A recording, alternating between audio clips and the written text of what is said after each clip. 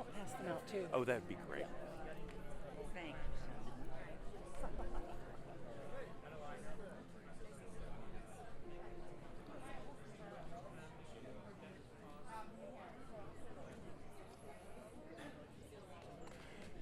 This is the day the Lord has made. Let us rejoice and be glad in it. This is also St. Andrew's last day, and we gather here to remember, to mourn, and to celebrate this great school. Thank you all for coming out today for this memorial service honoring St. Andrew's. I hope that it will be a meaningful experience for all of us as we say farewell to an institution that has meant so much to so many, including us.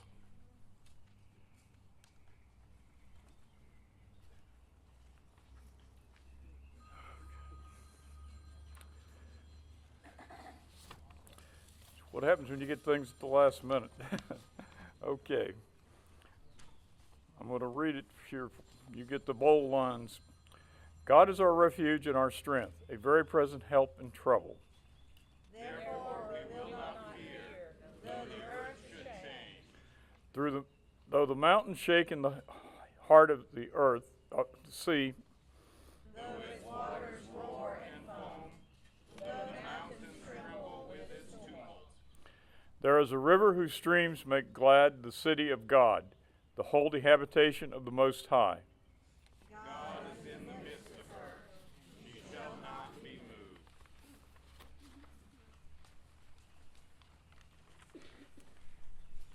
Will all who are able please stand and sing together the hymn, Joyful, Joyful, We Adore Thee, which was sung at the first convocation of St. Andrew's in 1961.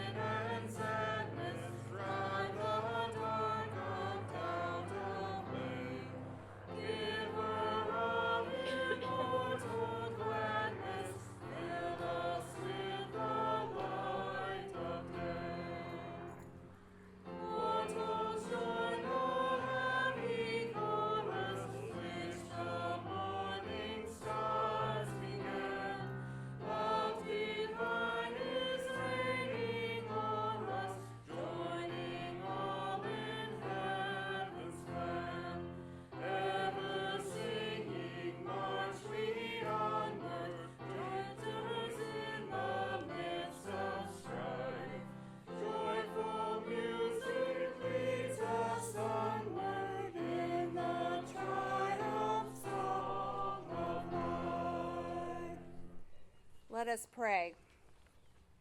O God, who gave us birth, you are ever more ready to hear than we are to pray.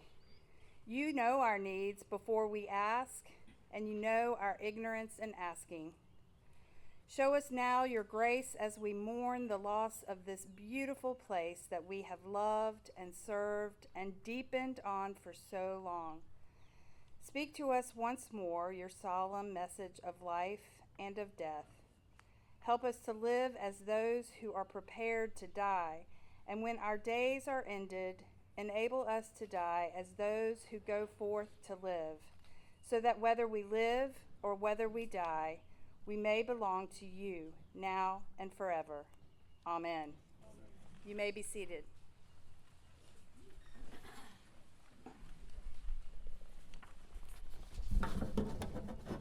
Hear these words of comfort and hope from Revelations 12, verses 1 through 6.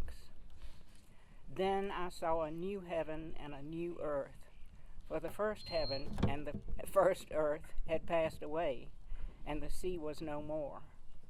And I saw the holy city, New Jerusalem, coming down out of heaven from God, prepared as a bride adorned for her husband. And I heard a loud voice from the throne saying, Behold, the dwelling place of God is with man. He will dwell with them, and they will be his people, and God himself will be with them as their God. He will wipe away every tear from their eyes, and death shall be no more, neither shall there be mourning, nor crying, nor pain any more, for the former things have passed away. And he who sits on the throne said, Behold, I am making all things new. Also he said to me, It is done. I am the Alpha and the Omega, the beginning and the end. To the thirsty I will give from the spring of water of life without payment.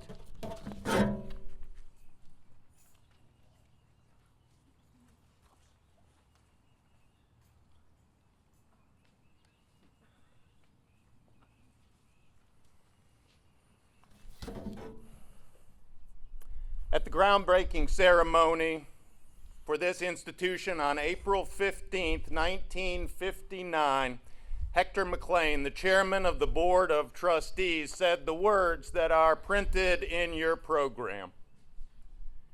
We are here assembled to celebrate the coming to reality of a dream not yet fully realized, but nevertheless on its way to fulfillment. He and others dreamed of an institution of Christian higher education committed not only to learning, but also to moral formation. It was, he said, to be wholly dedicated to the advancement of the kingdom of God.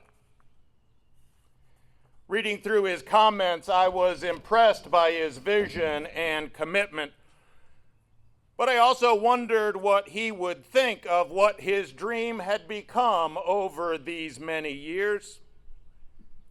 I suppose his dream was never fully realized.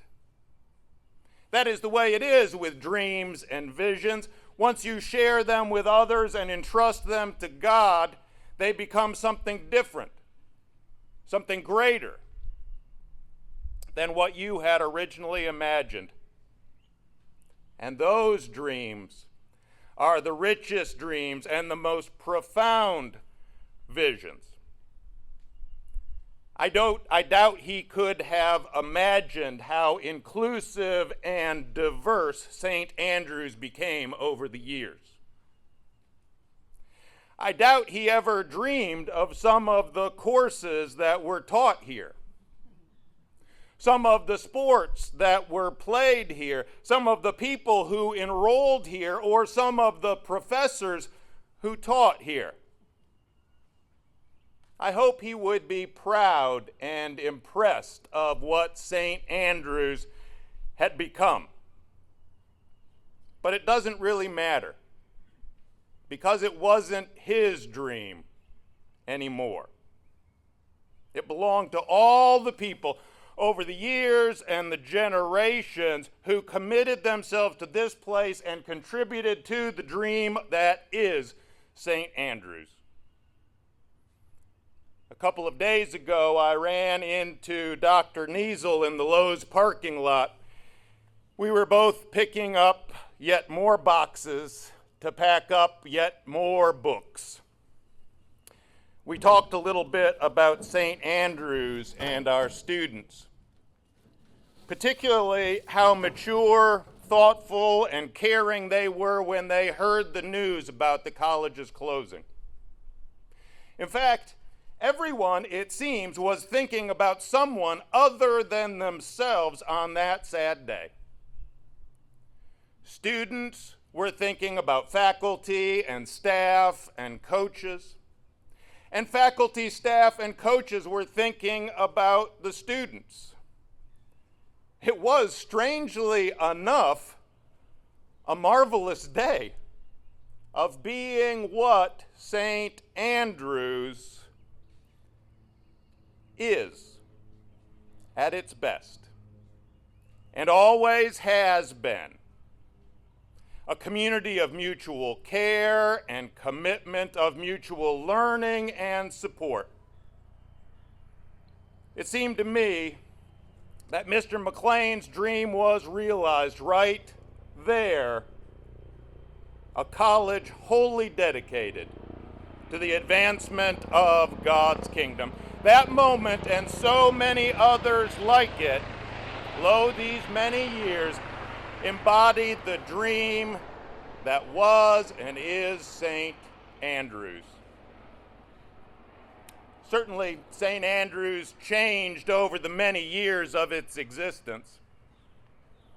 But as Dr. Niesel pointed out in the parking lot at Lowe's, there was a core that always remained the same. Christ and Culture changed its name and its format repeatedly over the years, but it was always doing the same thing, helping students think deeply about what it means to live a good life in a good community. The students came from different places with different needs over the years, but St. Andrews was always doing the same thing, helping them form themselves into a rich, diverse, and inclusive community. The faculty, staff, coaches, and administration changed over the years, but they were always doing the same sort of thing, helping our students learn, grow, and flourish. In recent years, we have been using the language of character, community, and calling, but they are just new words for what St. Andrews has always done. Help students grow into their truest selves in community with each other and using their gifts to serve others. Institutions, like people, do not live forever. They are placed on this earth for but a limited amount of time. They are born, they live, and eventually they die. The question, therefore, is not whether St. Andrews would live forever, but what it would do with the time that it was given. I am confident that St. Andrews has been faithful to the dream that was dreamed by those very first dreamers. And I am confident that the dream of St. Andrews was broadened and enriched by generations of students, faculty, staff, coaches, alumni, and community members who contributed to the life of this place. And now we gather one last time to mourn the loss of this little, humble, gritty, resilient, quirky, extraordinary school. But just because St. Andrews is no more, that doesn't mean the dream is dead. The dream of St. Andrews is much larger and broader than just this imperfect mortal institution. St. Andrews is part of a much larger dream, a dream that Moses had standing by a burning bush, a dream that the biblical prophets proclaimed to the kings of Israel and Judah, a dream that Jesus taught his disciples and revealed in his words and deeds, a dream that Paul shared even with the Gentiles. It is a dream dreamed by countless others in countless places at countless times, a dream of the kingdom of God. The dream of St. Andrews is part of that larger dream, a dream not yet fully realized. But the day is coming, my friends, when there shall be a new heaven and a new earth, a new Jerusalem and a new St. Andrews. And on that day a loud voice shall come from the throne, saying, Behold, the dwelling place of God is with man. He will dwell with them, and they will be his people, and God himself will be with them as their God.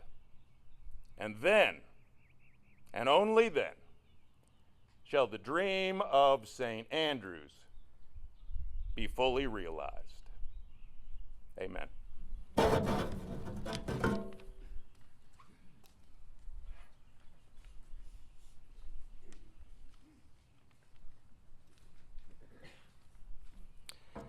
Will all who are able please stand and join together in singing our second hymn, A Mighty Fortress is Our God, also sung at the first convocation of St. Andrews in 1961.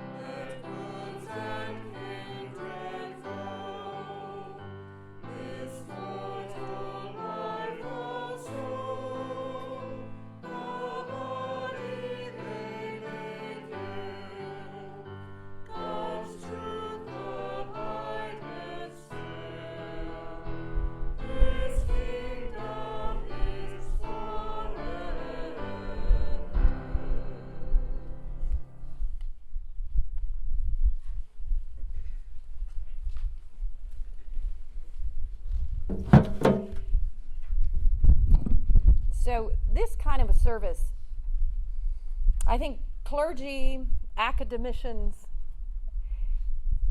we can come up with some flowery words to try and help usher you through this and do our best. But this memorial service is not about us. It's about you. Your heart put you in these chairs. Your love for this institution has you standing with no chairs. You are hurting. And while it's important for us to provide a service, it's important for you to have a voice. This is a really big deal. Generations of folks are feeling and moving through this. So you're going to have a chance to express some of that. I encourage those who, and I know who you are because I see you, who can talk and express. You may have to go first, but it's worth the risk. So the place we're going to start is mourning. God is so clear in the scriptures that God is holding us right now tightly. Matthew 5:4. Blessed are those who mourn, they will be comforted. Psalm 34:18. The Lord is close. God is so close to you right now. To the brokenhearted. And saves those who are crushed in spirit.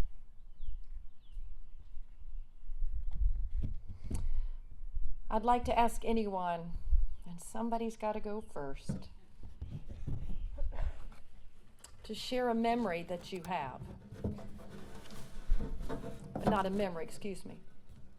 Share what you are going to miss about this beautiful institution. I would have you stand where you are, but I don't think everyone can hear. So some brave person be the first one to say, what are you going to miss about this beautiful place?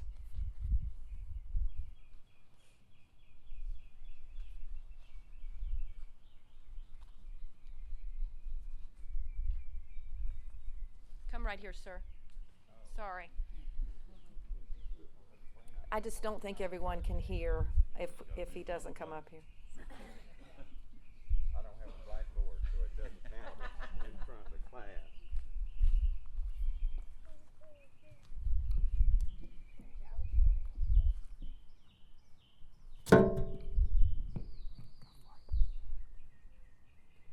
Well, this would be really simple. If I can express it. I'm going to cover memories and hope and a whole lot of other things with 2 words. Just 2. Rooney Kaufman.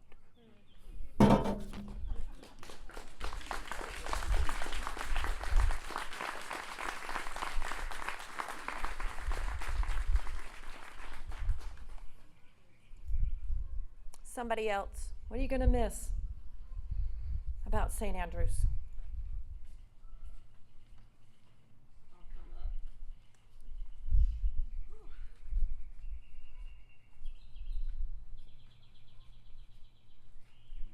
Watch the cord. There you go. I sure will. Watch it. Just watch it. Woohoo, I'm going to jump over it.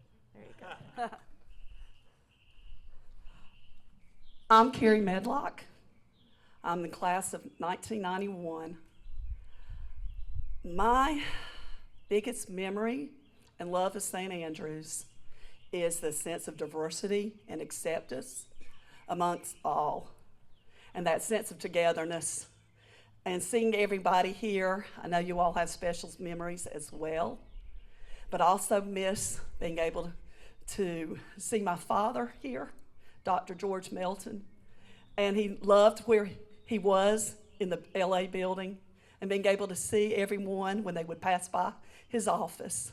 I know that he would be heartbroken today, just as I, but it's because he really loved this university as much as I do. And I am lucky to be able to live near St. Andrews, grow up near St. Andrews, and be a part of this campus for most of my life. Thank you.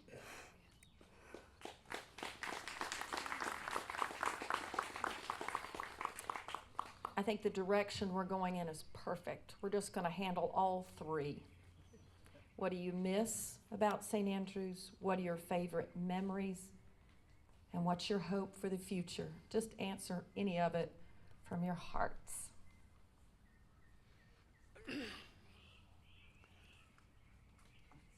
I'm Beecham McDougall. I was here in the mid-70s, and a clear illustration was the winter term course with Dr. Rodney Fulcher.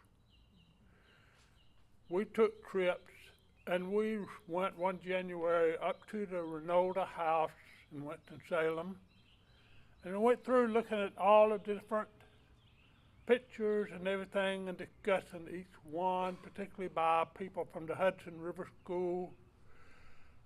And you comment and say, okay, here's one picture, here's another. This picture has got a large house on it. This picture doesn't. It has a scene. What are the artists trying to tell you? That is reflective about the whole education at St. Andrews. And I want to say, Dr. Melton,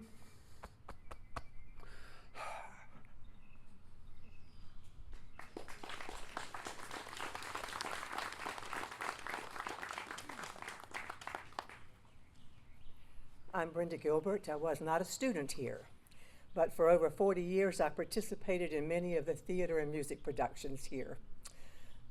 Some of my favorite memories are back in the 80s, and so when we had the wheelies here, if you remember, so many students in wheelchairs, and how much I learned from those kids because they were so independent. Didn't want me to help them across the stage or up or down. And even when they were streaking was a fad, they were streaking in their wheelchairs. But for 40 years, I've been a part of that group of folks here at Scotia. I'm at Scotia now, at St. Andrews, and I'm certainly going to miss them all.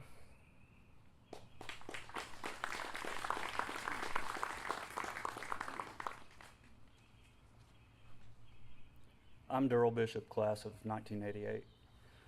It's been really special to me this weekend to relive those days running behind Rooney, taking pictures just like we did back in those days.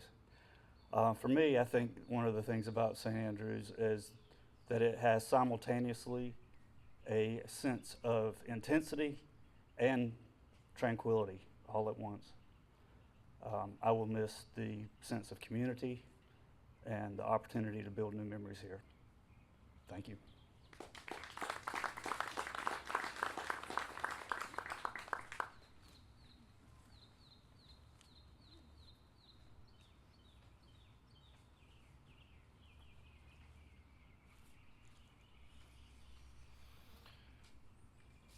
Folks, I believe in providence. It was providence that I feel led me here back in 1985, and I see the lady that was responsible for that back in the back, Becky Crawford. But I somehow feel that there was a divine mission that I think I have been able to feel and see in my life. In being able to come here and being able to be part of a fantastic academic community, being able to be part of this community. I don't think there's a single person that I look out on in this audience and see that I do not know in some way.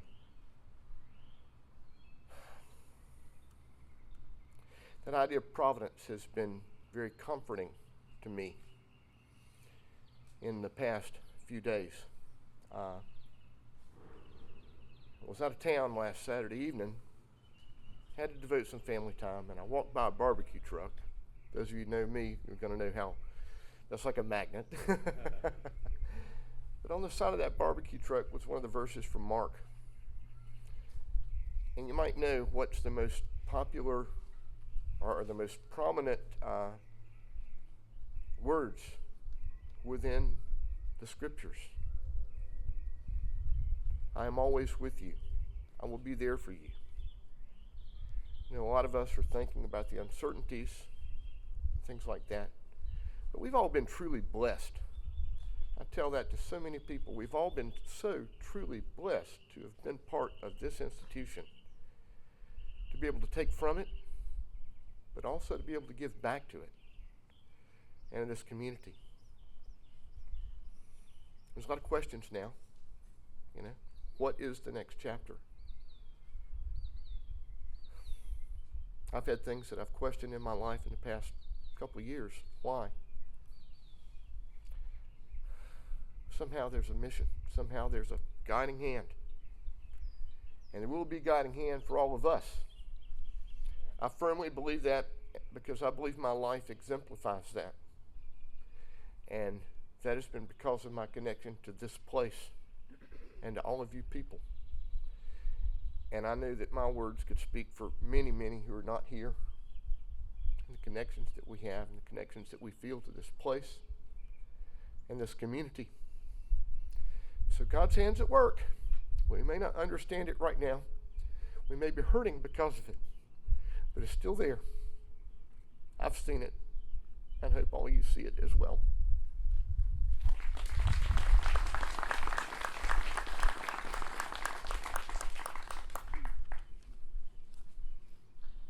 Bill and I grew up 20 miles apart in the same county but at different high schools, and Miss Peggy and Mary Kay Allis got us both here in 1985. I was torn between a few colleges and wasn't sure what to do, and I think the third time we came down here, Mary Kay Allis took my dad. She said, "I need a few minutes alone with your daddy." I was the firstborn of a first-generation college family. And to this day, I don't know what she told him because she won't tell me. When they returned from their walk, my daddy said, "You can go to school here." So today I give thanks for the work-study student who put a label on a postcard that landed at my house in Monroe. And to my parents who said, "Oh yeah, I remember that place. We went through there one time on our way to White Lake." And for the other countless folks who continued that journey that got me here. And for the folks that loved me when I was here. My dad passed away the fall of my senior year, right at winter term. I wasn't sure that I would finish that semester or would finish that year and graduate. And faculty at this place said, "Michelle, we'll work it out. You go home. Go be with your family. Go do what you need to do. St. Andrews will be here when you get back." And I think that's what may break my heart the most. But I know that it's still here. I know those people are still here, the people that guided me through that season of life, that continue to guide me, and now in faculty role in my own life, hopefully that I can make that impact on the life of others. So thank you for folks that were here during that time who loved us and encouraged us to continue living in this town all these years. Thank you, Bill.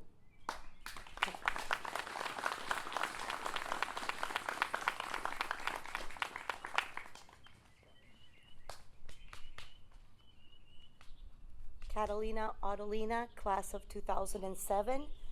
And what I will miss the most, or what I'm grateful for the most of St. Andrews, is the human touch. During my time at St. Andrews, I went through 2 personal tragedies, and they set me straight to the bottle, and I was unable to function. I was crumbling. And my work study people, my boss at the registrar's office and her supervisor, they held me and they carried me. I would go in the back room and I would fall down crying on the floor, and they'd take over my work study job. And then my professors all worked with me to give me opportunities for extra credit. They did not let me slip through the cracks. They kept me afloat during those dark times. And that's what I miss the most, is that they saw you as a human, not a number. You were not just dollars and cents. You actually had a face and a name. And still, so many years later, we come back here and they still remember you after all the people they've seen.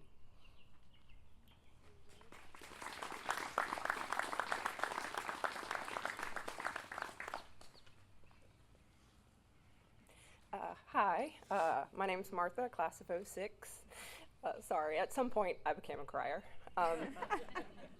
I wanted to remember St. Andrews for everything it gave me. Met my husband here. We got married right over there. And My mom worked here, Louise Mabry, for 20 years. I have all of the best people in my life are from here. And I wanted to share my memory that I posted online yesterday.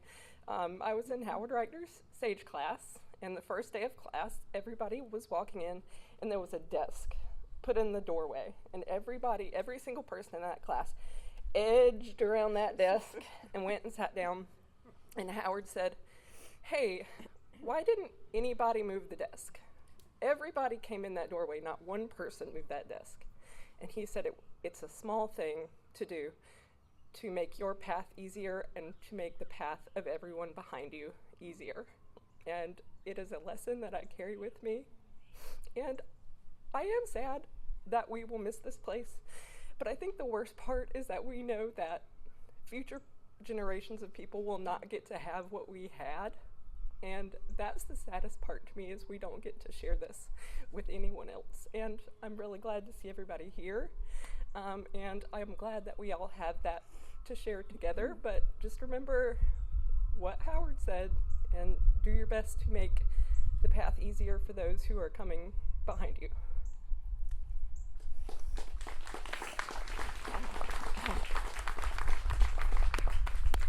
I'm Susan Wentz, and this is going to be very short.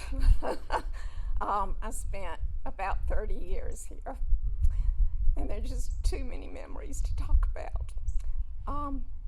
But I absolutely love this place. I have to talk a minute, though, about, and this is a strange thing to say, about the food service people. I learned a lot. I did a lot of events for this college, and working with those special people really improved my life.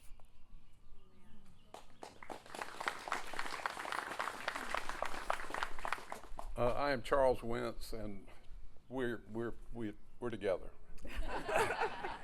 Thanks be to God. Two things. One is, this place has been a light. I didn't graduate from here, but I've lived here all my adult life. And this place has been a light to me. This place has changed my mind about a lot of things. It's opened up my thinking. And Martha, I wasn't a student. And I think that happened for this entire region. This place has been a light. I expect it to continue to be a light. The second thing, there have been some faculty singled out. One of them standing right over there, getting brave and ready to talk. And two faculty members that I have to mention, because they've been part of the light in my life, is Doug Hicks and Bill Rowland, who spent most of their working career right here. And you hate to single them out, but again, the memories for me is that they contributed, as this place did, to my growth as a person, even without being a student.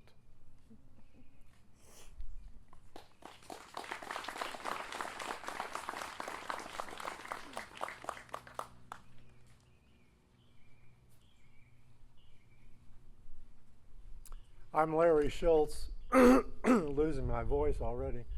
I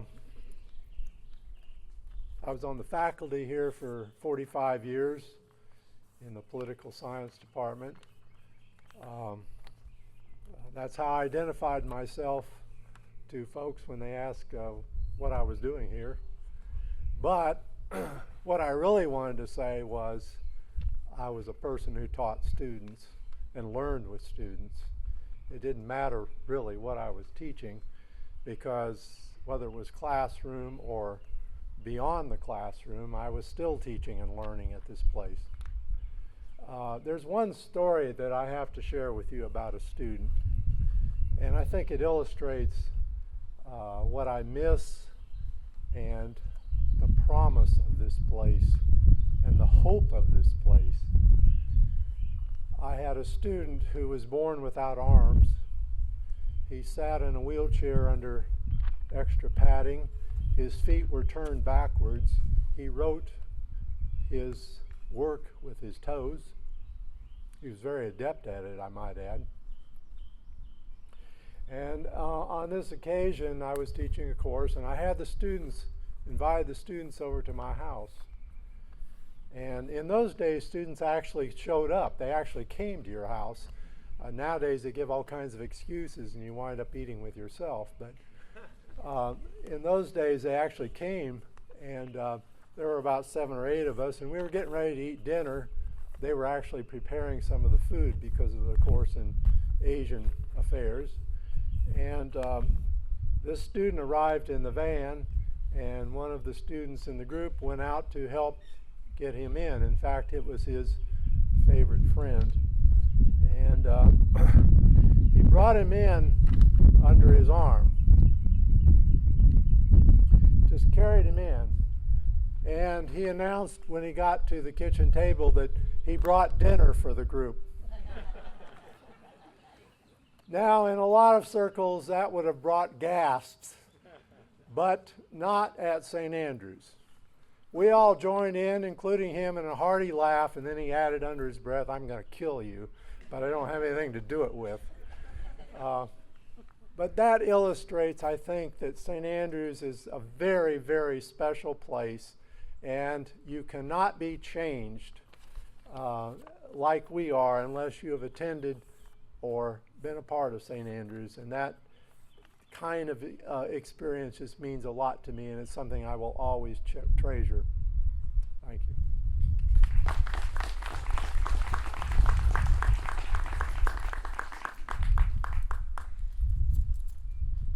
My name is Emily Wilkins. I graduated in 1987. I came from a family of 6 of 7 Presbyterian ministers. My uncles were all Presbyterian ministers except for one. So when I was looking at Pembroke, following a boyfriend who was fiance 1.0, husband 1.0 is here. My dad said, you know, Pembroke is close to Fort Bragg, yeah, but St. Andrews is not too far away, and I can get a half-price scholarship for you because I'm a Presbyterian minister. So that's why I came here.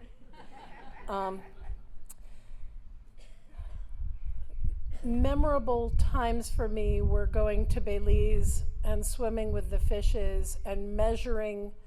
One January term, we were told to find a square foot on the reef and notice the interactions of the coral and the fish and the other creatures that lived in that tide water on that island.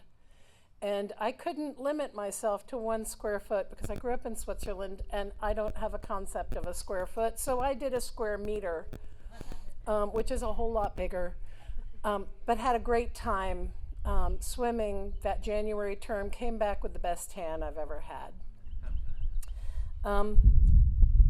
Another January term was sex education, and I forget the professor's name, but I learned all about how my body worked. And I didn't know all that was going on with my period and stuff like that. It took a month to understand that, imagine.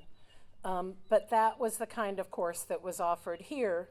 And it reminded me when I saw my friend Alice Stark's little sign in her bedroom that said, if you don't believe in abortion, don't have sex with somebody who does. Just really common sense. I stayed, my junior and senior year, I stayed with wheelies. I was their aide. That meant when they come back to their room, I would help them get ready for bed. I would help them get up in the morning. And that was my only responsibility with them, other than to learn what I needed to learn from what it means to be a helper and to respond to somebody else's needs. So Dee Dee was one of my roommates, and that paid for my room and board. And that was very significant for me. The Burris Center was my senior year. I stayed there and lived with somebody who was double jointed in every single joint of her body. So she used a wheelchair. They had these bathtubs that are now advertised for people my age, where you sit in and swing your legs in and close the door and then fill the water up. So it was at level for her. So she was able to get in and out of her own bath and need very little assistance and support from me in that process, which I think helped with dignity. Alice Stark is a theater professional living in New York City. She was one of my across the hall suite mates. Nancy Shoup, a good friend, became a doctor because she had, when she graduated from here, an acceptance into medical school and had all the prerequisites done, and she has been a doctor for 35 years. I don't think either of them were able to make it today. Nancy Shoup lives near Cincinnati in Union, Kentucky. The salad bar in the cafeteria allowed me to heal my food addiction, and I was delighted that the option to eat what I needed to eat, what I wanted to eat, was there, and I didn't have to figure out how much it was going to cost. It was already included. It was take what you need, leave the rest. Bob Martin was the college pastor for a while, and he told me that my parents should come to my graduation. They were in Japan. They offered to fly me over there for a week instead of them coming back to my graduation. And he said, no, you deserve to have your parents come to your college graduation. So they came. And Joe Harvard, who was on the Board of Trustees, brought them down. They stayed with them in Durham and then came down together for my graduation. And that was very significant. Catherine Nalens taught me French. I already spoke French. She taught me literature. Carl Geffert taught me German. Well, okay, so I had 2 years of German with Carl Geffert, and I couldn't speak a word of it. So I ended up being a nanny in Germany. So now I can tell everybody I speak 4-year-old German, which is a lot of German, but it won't let us have an adult conversation. And the reason I got such a good GPA was because I participated in the chorale every single semester, because that was 1 credit, and I got to sing. And because I got to sing, I had a high GPA, and I will miss this place. This place is full of memories for me, and when I see you and when I see my friends from college, I just long for a place like this for the next generation, to produce the doctors and the professionals, and everybody can come from that. Thank you so much.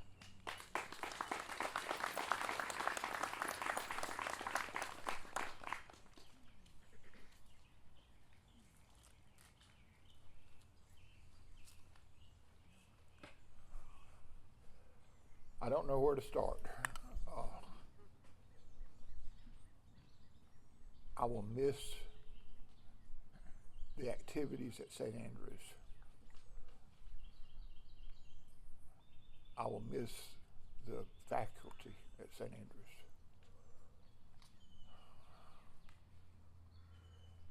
I'll miss bringing the grandchildren out here to feed the ducks.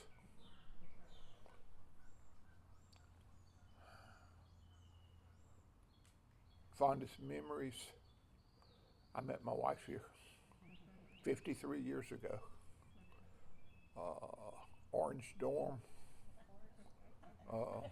Halloween night. And she married me anyway.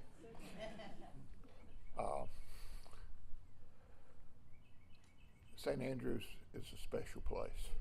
I'd already sent money to a large university, had a roommate assigned, and my Algebra 3 and trig teacher in high school had just graduated from St. Andrews, And she said I had to come down for a Saturday at St. Andrews. So my parents and I came one Saturday afternoon in 1966. That would have been my junior year. And I fell in love. It was a great place. Roger Decker was Dean of Admissions, and he took us in his office, which was in the gym. And he told my parents he could make it cheaper for me to come here than to go to this large institution or to the large school. And so I came here, and it was a good decision. So many things I could single out. I was roomed with a wheelie also. It has allowed me to be around people with disabilities and not see the disability, which is a real blessing. I realized you could get an A if you sang in the chorus.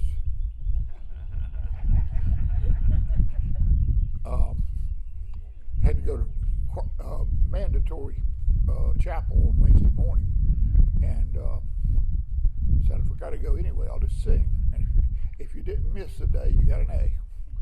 And about the second day of choir, the director came up to me and said, "Would you sing a little bit quieter?"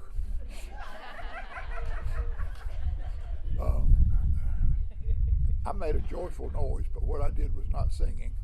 But I got an A.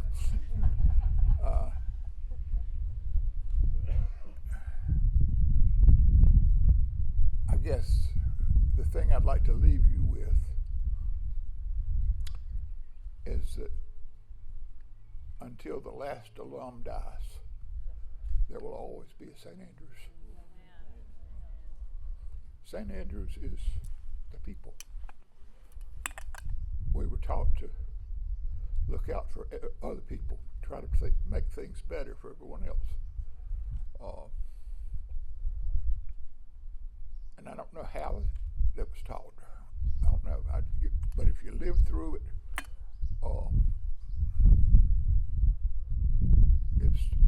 you just do it. Pay it forward.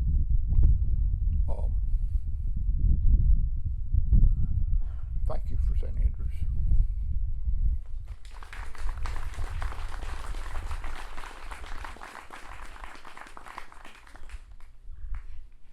Hi, my name's Beth Laundere. I'm a class of '82. I just want to shout out to two icons of St. Andrews, Dr. Neil Bushhoven and Dick Proust. I don't think either of them are here today, as far as I know, but I was a biology major, so it's interesting that those two stand out for me, more so even than my science professors, who were also fabulous. But when I think of St. Andrews, I think of those two, and I think I always will.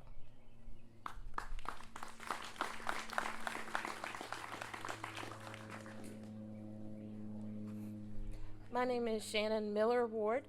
I'm a graduate of the class of 1990. I was Shannon Miller, and then I married class of 91, Tim Ward, over here. Best decision I ever made. The thing that I keep thinking about is how unique the curriculum was here and how it gave opportunities to people who maybe would have struggled in other circumstances, not because it was easy. That's absolutely not true, but because it challenged me in ways that were different than other academic environments I've been in. When I was a senior in high school, and I came here to visit, I remember somebody took me to Dr. Mary Louise Bringle's office, and I fell in love with her. I fell in love with what she had to say. She was a religion professor. I always told people, I said, didn't know if I'd do very well in college. I thought I'd probably flunk out the first semester, or I'd be a member of the Major of the Month Club.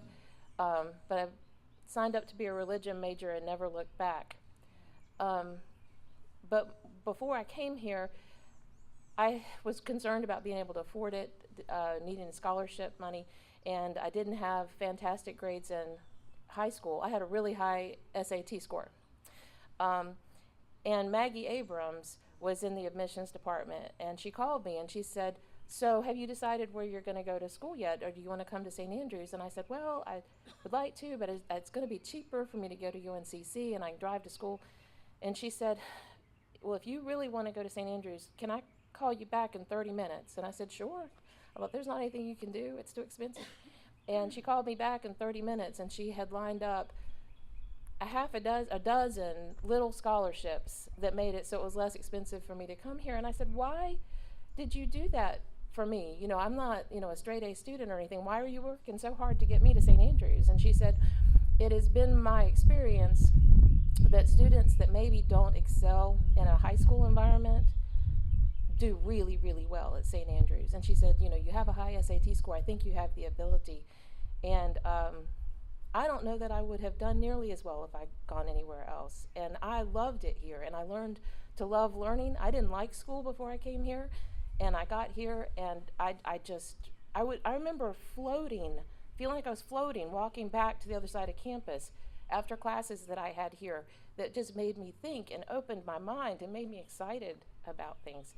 And I don't know that there's many schools that offer that kind of opportunity. I'm hoping that there are schools out there that will look at what we've done right and maybe pick up on some SAGE stuff. So anyway, that's all. Thank you.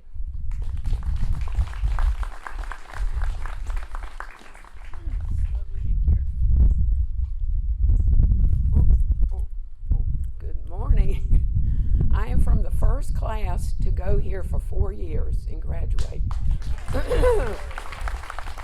I graduated in 1965, so this morning I'm trying to channel that first day of arriving on campus. And I remember excitement, wonderful people, and then the classes, Christianity and culture. Everybody I have talked to about that course. It has been the basis for my decision making and for my life for all of these 81 years. So I am so thankful that I went here. I also met my husband here. My name is Carol Johnson Martin. I married Roy Martin, and we sent our son Lee Martin here to college because it had been so wonderful for us, and he wanted to go here. And by the way, one of the first docks here was one that my husband and I put on the lake. We named him Roger. So when I drive by the lake, I roll down the window and I yell, Roger! But nobody answers. So anyway, I've never seen an 81-year-old duck. So today, it's like a third death in my family. My husband died in 2017. My son died in 2017. And now St. Andrews is dead. And I am mourning. I am in mourning. I am thankful, so thankful for what I had, for what my son had. One of my son's best friends is standing back here, and he's going to speak next. But what can I say? It was so wonderful. It almost felt like I had a tutor in every class because every professor was so interested in me. I learned to write. I learned to take tests. I later got many degrees. I taught practically my whole life and became a good teacher. I don't know how any teacher is good the first day of teaching, but over the years I became a good teacher. I taught French, English as a second language.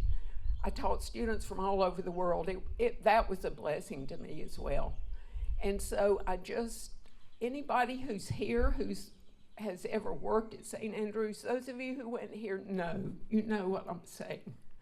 Those of you who've worked here, I say thank you from the bottom of my heart, thank you. I also know that this curriculum is continuing because I happen to live in Davidson now, and Davidson College bought our curriculum. They are also teaching it. So it has not died. Other people recognize how, before I came to St. Andrews, I hated history. Oh, you read a story, you came to class, your teacher told it to you again, you got a test and you had to test on it. It opened my eyes. The way everything was combined, history, civilization, culture, music, art, all of that in one course. I thought, wow, how could I never not have loved this? But it was the professors. So thank you to St. Andrews. I shall be grateful to you, and for a while I'm going to be sad, very sad that you're gone, that my grandchildren can't come here. And where is Alan Johnson? Alan Johnson is my friend's beloved friend that he met at St. Andrews and continued to be his friend for the rest of his life. So, Alan, I love you, and I love that you went to St. Andrews and met my son. Thank you.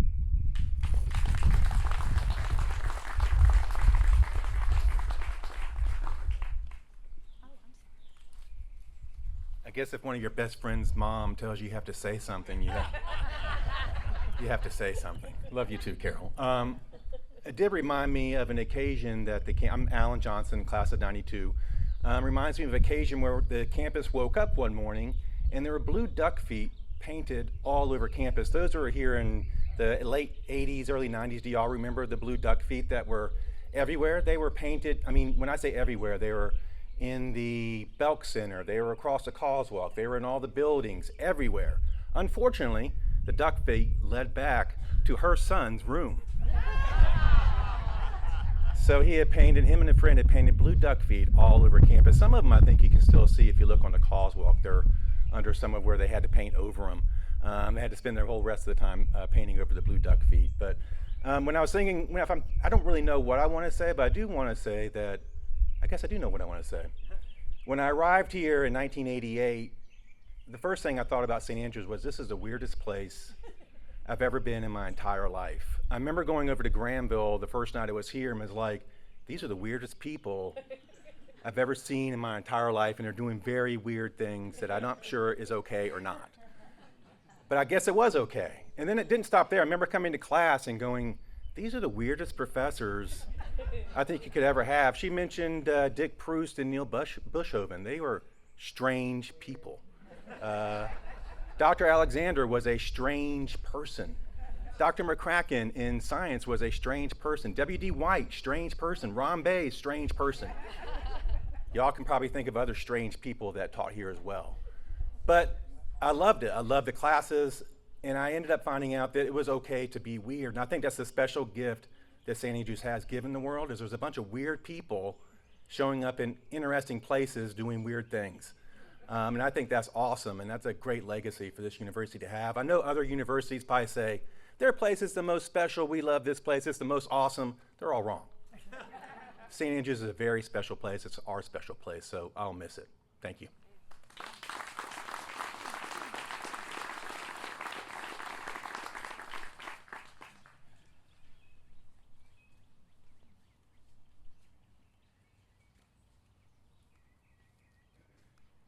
I'll be brief.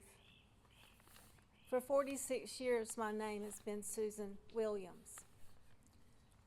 But for much longer than that, my name is Susan Decker Williams. And this is my home. And my prayer for all of us today is to carry a feeling of thanksgiving for all that St. Andrews has meant to all of us. I grew up here as a faculty brat, wandering around. My father served in very many different roles here. I think his most treasured role was that as the director of the Borough Center.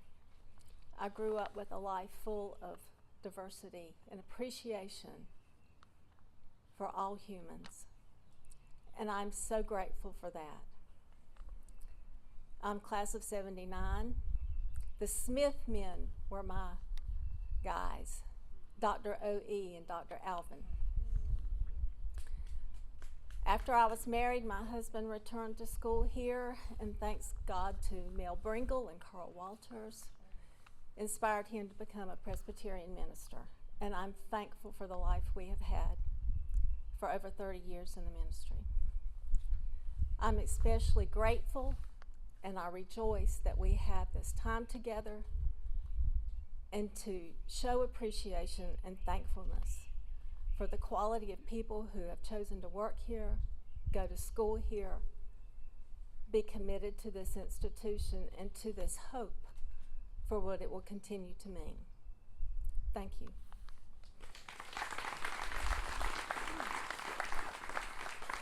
Want to see who still wants to say anything? Anybody? All right, we're going to let Bear close us out today. That was unplanned, so if there's anybody else, don't think that I'm the end. We're here because we're sad. We're here because something is stopping. And as I sat out there and listened to you guys talk, I have something that I want to share because I didn't go to this school. My wife didn't go to this school, but her first job in Laurinburg was at this school in the development office in 1989. My children didn't go to this school, but I'm going to say 4 names. Bill Caudle, Tom Benson, Beecham McDougall, and Dr. Bill Purcell. You say that this university has died. This university, through those 4 men and their vision to contact a little village in Scotland in 1991 to start a program called the Oban Exchange, has given me a gift that I have been entrusted with another group of 14 people that is now in its 32nd year of existence, of matching 12 students in Laurinburg who may not ever go to St. Andrews, but because of St. Andrews they get to do this, with 12 students in Oban, Scotland, and have their lives changed forever, because it changed our life forever. And guess what? It's continuing. And as long as I can do this, it is not stopping. So St. Andrews lives on. St. Andrews lives on. Thank you for the gift that has been given to us in this community.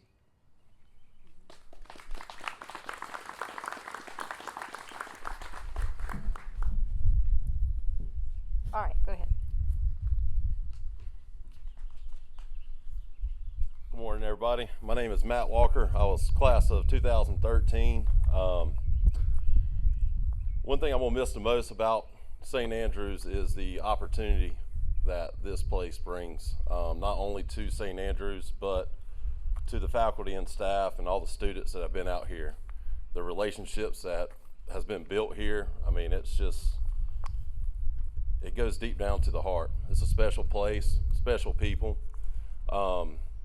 St. Andrews, I'd moved to the beach, me and my wife, and it brought us back here to Laurinburg. It was an opportunity for us to come back and connect with people. With it being an opportunity, something I'm going to miss, it's also something I'm looking forward to. You know, what is the opportunity that this beautiful campus, what's it going to turn into? This great alumni, all the current and past students, what opportunity holds for them. 2012, I was a student out here, and we got the news that, hey, this, 2012 is not going to mean anything. We're going to join with Weber, and you've lost your year eligibility. Best thing to do is probably transfer out.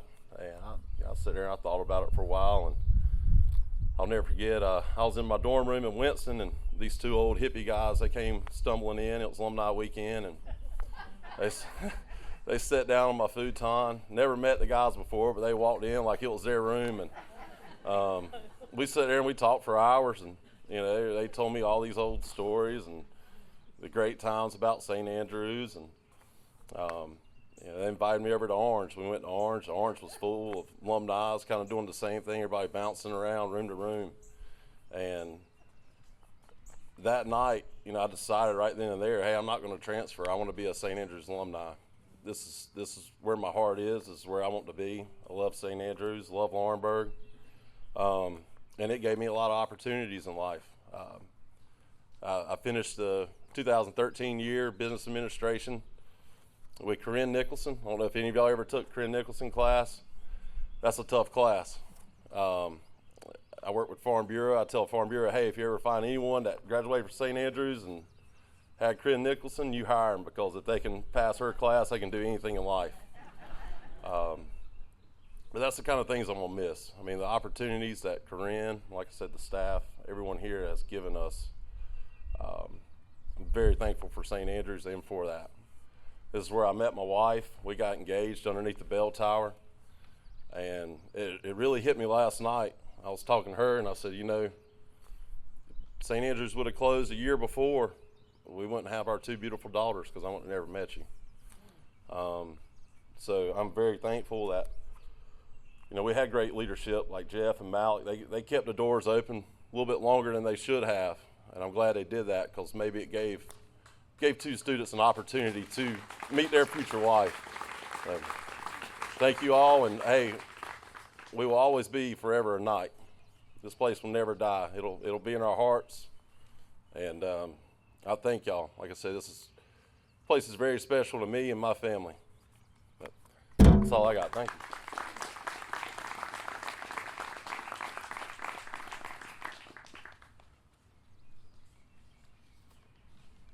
I'm going to close this section with two reminders, and they're fast. Continue swimming in two things. It's okay to grieve, it's okay to mourn, but don't go so far into that you're not pulling yourself back up with memories. My little girl, I was telling her what I was doing today and trying to explain it. I told her people would be sharing memories, people would be sharing grief, and she drew this picture for you. And it says, you, which means all of you, will be together forever in all of your hearts. Capitalize on that. Hold on like you never have before. Through technology, through gatherings, keep the fire going. The entire point of the gospel is death and rebirth. Through this, God will figure out a way to resurrect and give you more special things that you're not even able to see right now. I invite you to close your eyes and hear this closing poem. I hear the sound of young people from ages past singing the praise of God in the water that runs all around us. The adult chorus joins them as the wind rushes eternally through the leaves. I see wings in the dawn as a host of angels rise to greet the upcoming new creation. The dance of the Spirit spins among the flowers of the field. I feel the presence of the holy in all its power, standing in majesty among these hills, yet bending low enough to care for us fawns who shelter beneath the shadow. You are always, you are everywhere, forever, and you will bring about a new creation. Amen.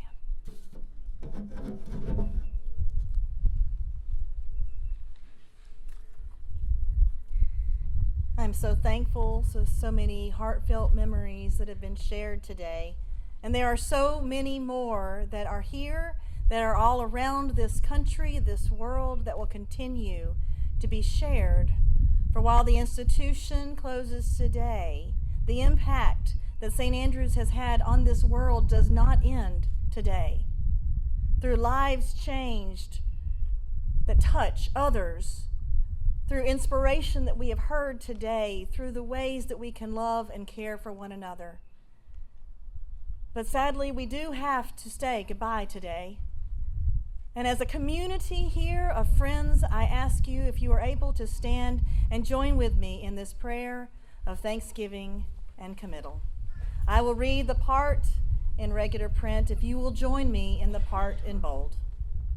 Let us pray. O God, before whom generations rise and pass away, we praise you for all your servants who, having lived by faith, now live with you eternally.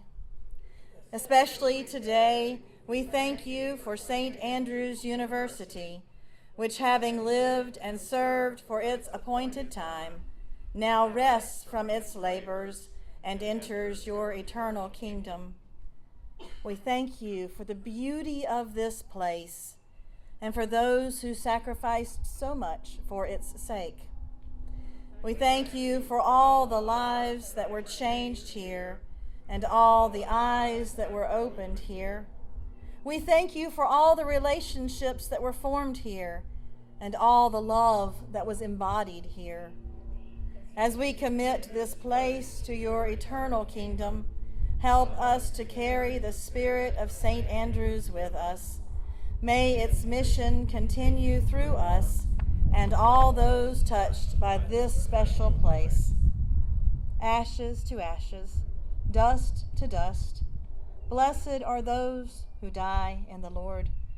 They rest from their labors, and their works follow them. Amen. And now I ask you to join me in singing the Alma Mater.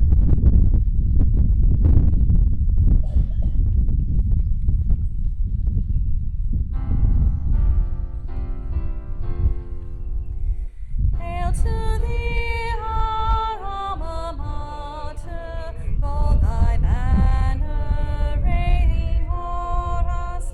Let each loyal son and daughter proudly stand and raise the chorus.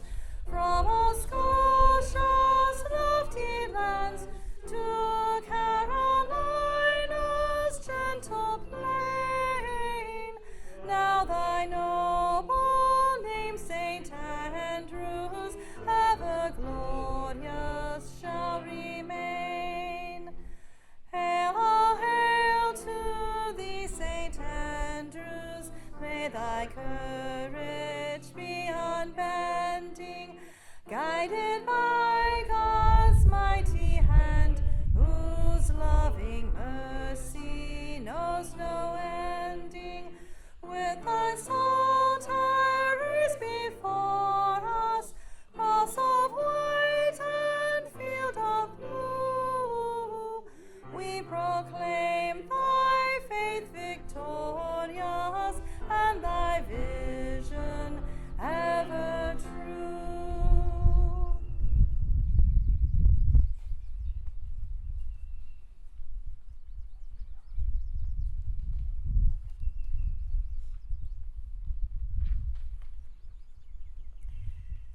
Now I invite you all to go forth, balancing mourning, memories, and hope, absolutely knowing that death and rebirth is always possible. And live into our benediction.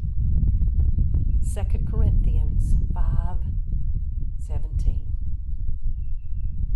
Therefore, if anyone is in Christ, he is a new creation.